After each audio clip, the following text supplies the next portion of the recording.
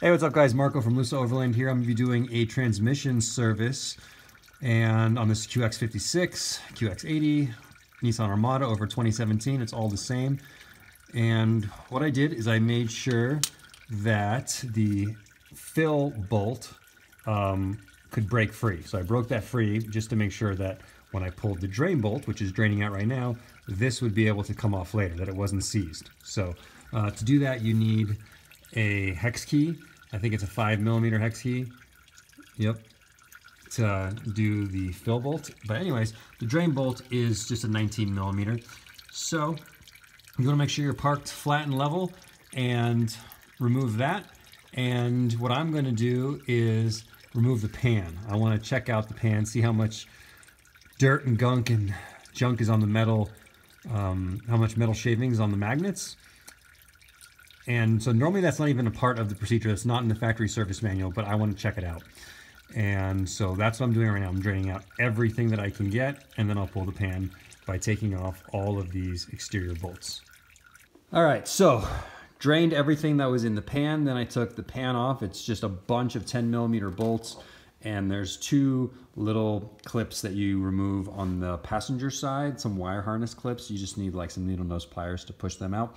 And now with the pan off, you can see, I mean, this is pretty bad. This is pretty nasty. I mean, this is, look at all this metal. Look at all this, look at all these shavings right here on the magnets.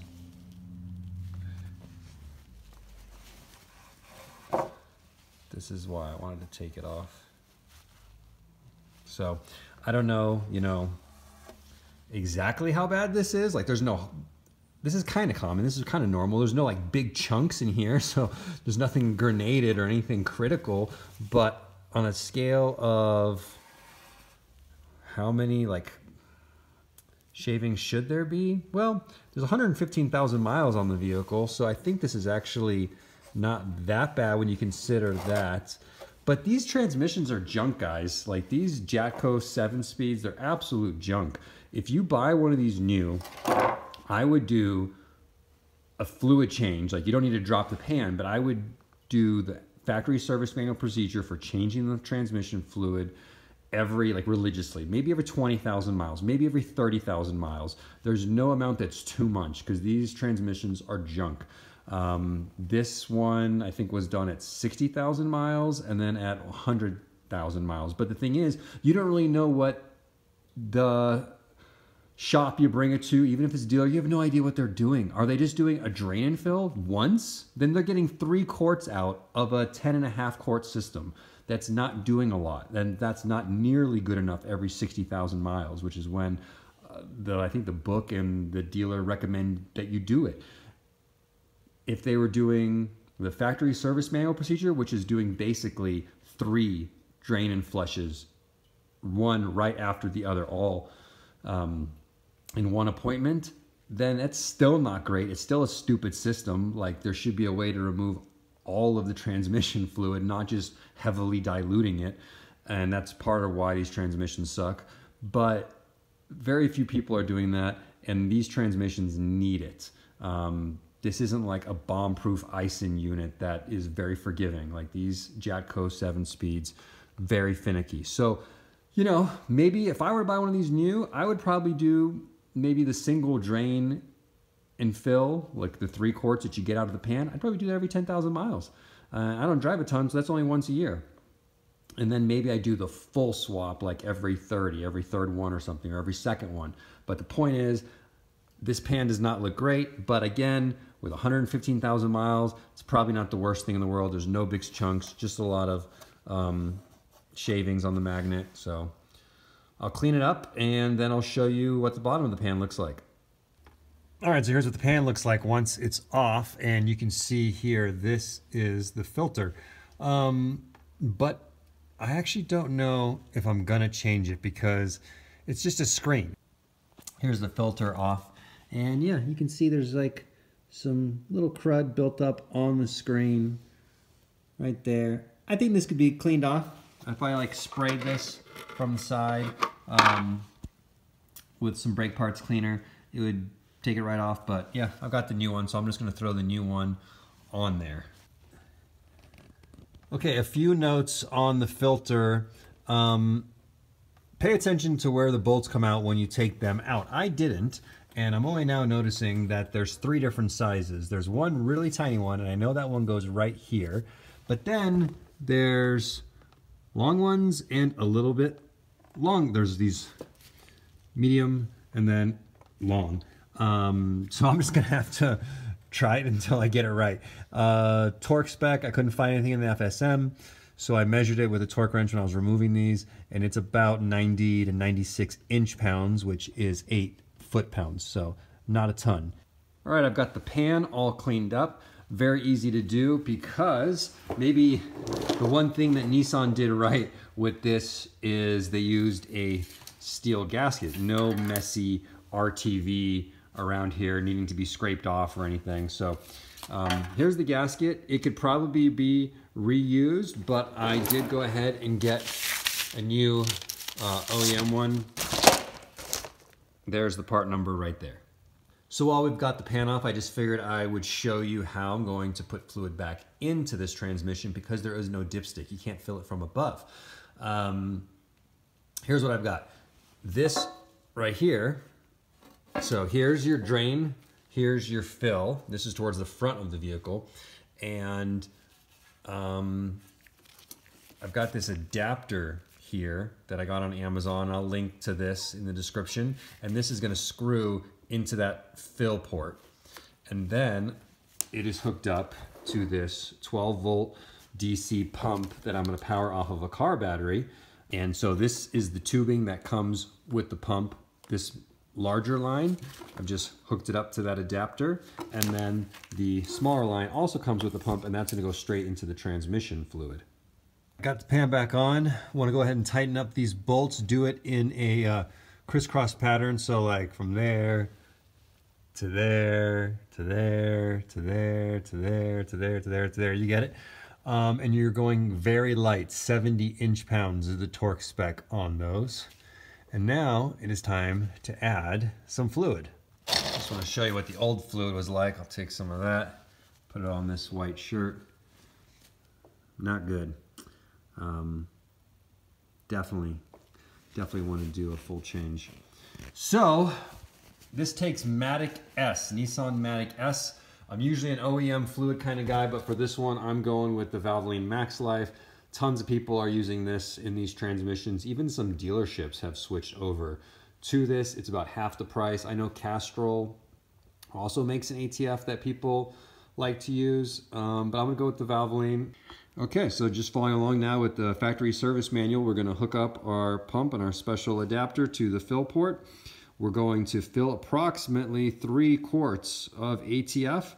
Then we're gonna remove that. We're gonna put the plug back in. We're gonna lower the vehicle. We're gonna start the engine, let it run for about 3 minutes, and then we can stop the engine and repeat step 2, which is drain everything out and put another 3 quarts of fresh fluid in. Since the pump wouldn't work with the big hose going to the transmission, it only pump up with the smaller diameter hose. What I ended up doing was using a heat gun to help push the small hose into the metal adapter. It's just a little bit too big as is, but with a heat gun, you're able to kind of like let it shrink a little bit, and then you put it inside the metal tube, and then it hardens and it's not going anywhere. The one downside is that when I have to take this on and off, I have to like spin this whole bucket for it to spin on and off, since it's attached kind of permanently to this metal. Another way to do it would be to get an adapter where you could plug this into an adapter, which could then plug it into a bigger section of hose, and you could disconnect it at will. That would be way easier, but this is what I did.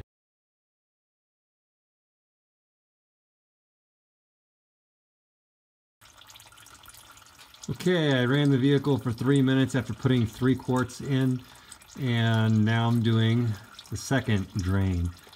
I will note that I was going to put more than 3 quarts in. I was going to put a full 4 quarts in, but the pump started smoking, so I think 3 quarts is about as much as the pan holds. Then when it has to push it up further than that, the little pump can't do it.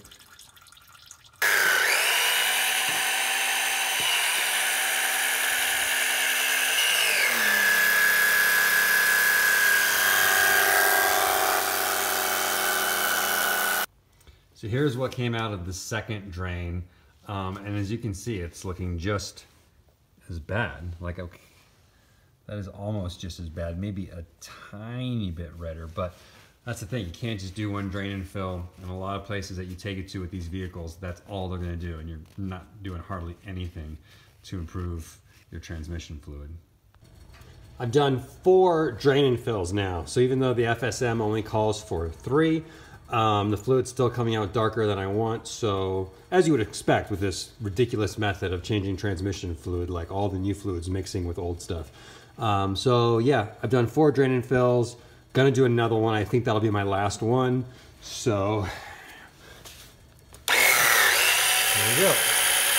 All right, this is the 5th and final drain that I'm gonna do. The fluid, it's coming out good now. You can see it's got this reddish tint to it. The system only holds 10.5 quarts, and now I've drained 15 quarts of fluid. So we're good, and it's only gonna get better with this next 3 quarts that I'm gonna pump in. So, final step, last fill. I'm putting on a new crush washer on the drain. You can see it's a step design that squishes down. It's the exact same part number that you use for your engine oil. That's what it looks like after you crush it down. And there's the part number, and I will put all these part numbers in the description. So for the final fill, here's what we're gonna do. I've got about 1 quart of fluid left in this jug, and I'm going to add to it a bottle of the LubeGuard ATF protectant, as well as the 2-ounce bottle of the LubeGuard Instant Shutter Fix. Both of these are awesome products if you're having any kind of transmission hesitation or shuttering issues. This LubeGuard 10-ounce bottle of the protectant, you can just use in any automatic transmission to help it just run cooler and shift better. This stuff you only use if you're starting to experience a problem. I did have like 1 or 2 little jolts, and given the amount of like kind of gunk and material that we just removed from that transmission, these products help make up some of that viscosity or whatever you want to call it, like allows the transmission to shift like it should. Sometimes when you miss your intervals and the fluid's really gross and you drain all that gunk out, you start having slippage right away. And I've had awesome results with LubeGuard, so that's what I'm gonna do. These things are going in the final fill. Also, I've been shifting through the gears in the last 2 fills. I'll go from park into reverse and neutral and drive, stay there for 10 seconds each, and then back through for another 10 seconds. And that's what the factory service manual calls for to do on your final one. So I'm gonna do that again. And we're gonna get the vehicle up to 104 degrees when we pull our overflow adjustment, our fill bolt. But I'll talk more when we get to that step. Final fills in, so now we got to get our level correct. So you start the car and shift through all the gears. Let them sit for like 10 seconds or so.